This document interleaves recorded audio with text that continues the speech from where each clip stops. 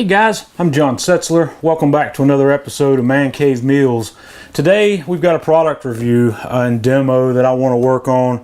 I recently picked up a new toy from the guys out at All Things Barbecue, and this is called the FireBoard. And this is a really super advanced temperature monitoring system that you can use on your grills. This thing is not something I would normally go for, but the more I saw this and the more I looked at it, the more amazing I thought the capabilities were here. And I went ahead and bought one, and I want to show you guys what this thing's capable of. So let's have a look at what you get.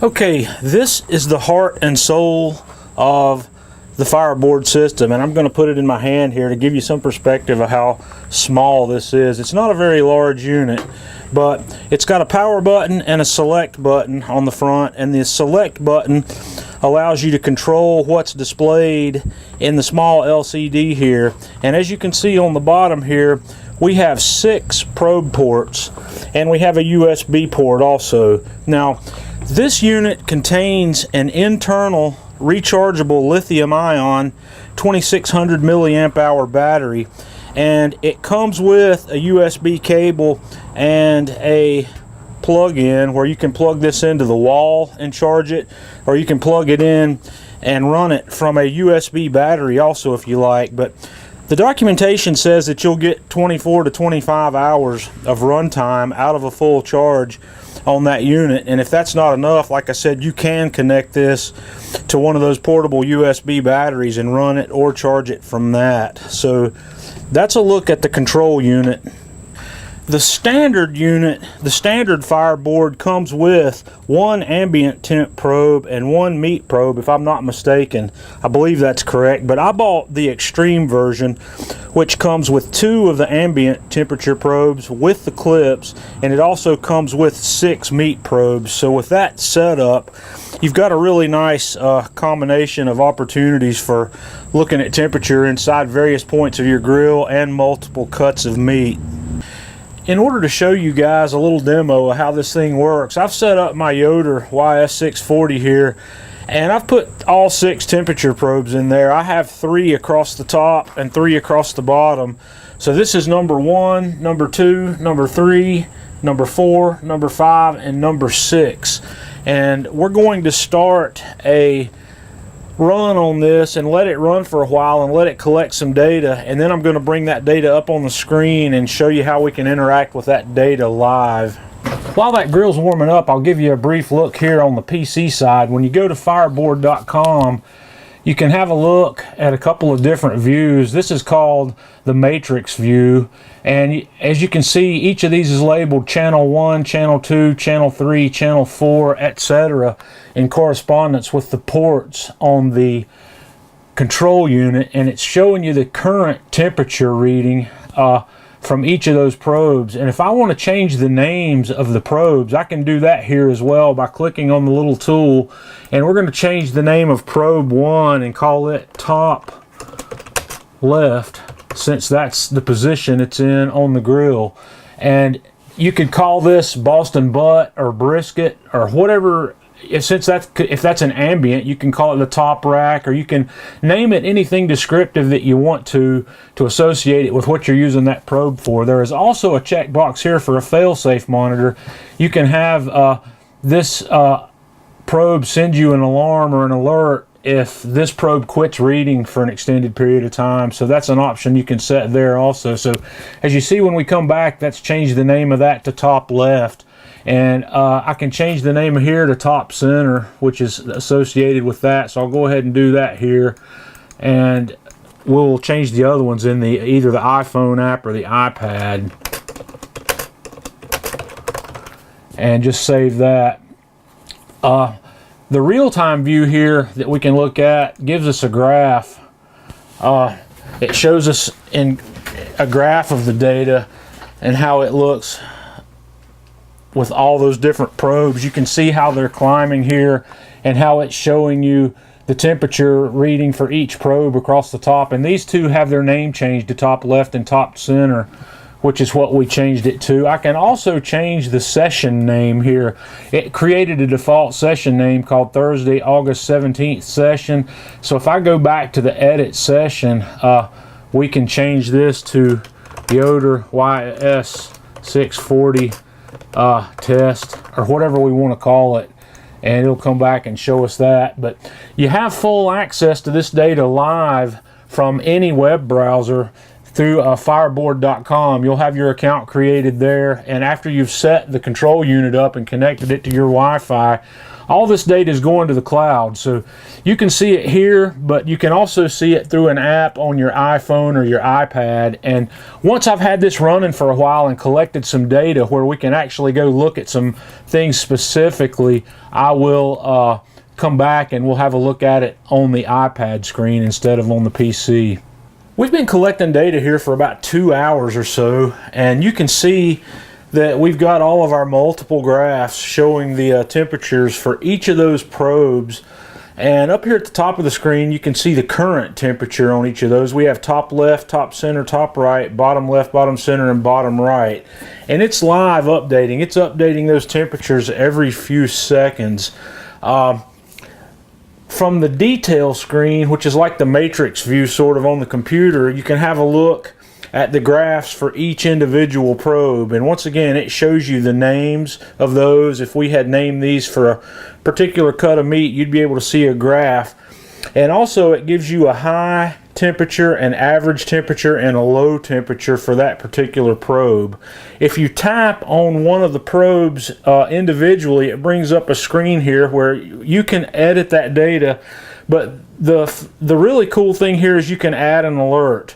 If you want to add an alert for a particular probe, you can set up a maximum and minimum temperature for a particular probe. So if I tap on max temp, we can let's set it at 300 and set a minimum temp at 200.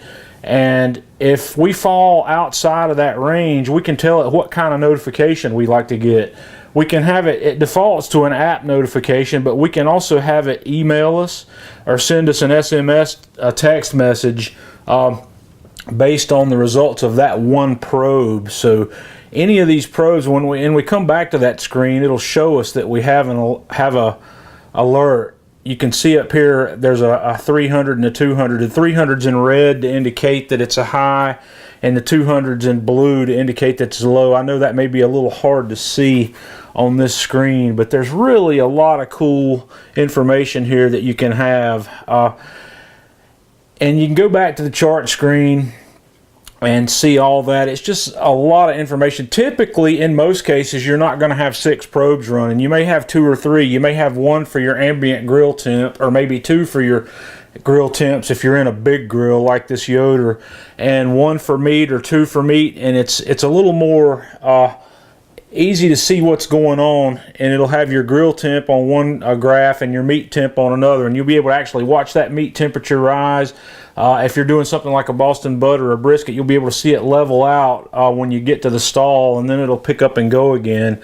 And on those, if you go back and look at like if we had this one down here, for instance, as a meat probe, we would just add an alert for that one and set up an alert for a maximum temp and tell it when that probe hits 195 degrees or so, we want to get an alert. That's going to tell us that it's time to start looking at that particular cut of meat to see if it's ready to go. So that sort of sums up the app and how the app works and all the control you get from this. There's a lot of cool.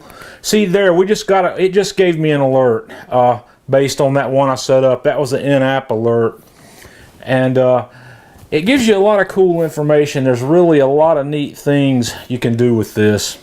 There's a couple of other interesting things to note about the way this app works. When you stop sending data, when you turn your control unit off, this session will stay open for 30 minutes. It'll stay active for 30 minutes unless you manually go in and tell it that you've closed the session. So if you started another cooking session with this unit and didn't manually close this session, it will start sending data back to this same session. So that's one item that you need to be aware of. Another thing you need to be aware of is when you do go in and name your probes, those probes will maintain that name even on the next session. So when you set up another cooking session and use that same probe again, it's going to give it the same name. So you're going to want to have a look at those each time you start a session. And like this probe that I've got named top left, if I use that as a meat probe on the next cook, I'm going to want to go in and change the name. So you'll need to make sure that you have your probes named appropriately and know which probe is connected to which port. There is only one thing that I don't like about this system, and as you can see right here, like I said, I've got 6 wires going. It's not often that you're going to have that many, but these are dangling. There's a lot of wire hanging here, and you have to be careful. You need a place to set this where it won't get easily knocked off, and this is not a prime spot. I would rather have this stuck with a magnet to the side of the pellet hopper or somewhere out of the way, and you don't get any of that functionality. It doesn't have any magnets or anything on the back of it to hold that guy in place. That's something you're going to have to deal with on your own and set up something that will work. Now, FireBoard does offer a case for this that has a stand on the back that'll stand it up, and it's got magnets where you can stick it on the side of the case. And unless you want to rig up something on your own to make that a little more friendly, you're going to want to go ahead and buy that case. I don't have that case yet, but I'm going to get it. I think it's supposed to be released sometime within the next 10 days or so, but whenever that becomes available, I'm definitely going to add it to this where I can get this out of the way and get it somewhere where it's a little more in a user-friendly position. So with all that being said, I think once again that this FireBoard is the most advanced temperature monitoring system I have seen to date. It's got a lot of cool features. It's got a lot of nice alarm setups, a lot of data recording, a lot of just general things that tweak my OCD. And for those of you who know me, you know that I've got it bad, and stuff like this just feeds that fire. So I love this device. I think I'm really going to enjoy using it, especially in the Yoder. And a lot of questions I'm going to get on this, I can hear these coming now, is it doesn't have a controller. It's not a pit controller, and I've got a large following of Kamado owners who are looking at this and saying, but that doesn't control the pit. Well, I don't know the details. I haven't been dealing with this company, but I've done a little reading, and they have a control unit in development. I think that's going to work in conjunction with this. I don't think it's out yet. I don't know when it's coming out, but keep your eyes peeled for that. So until next time, this is John Setzler with Man Cave Meals.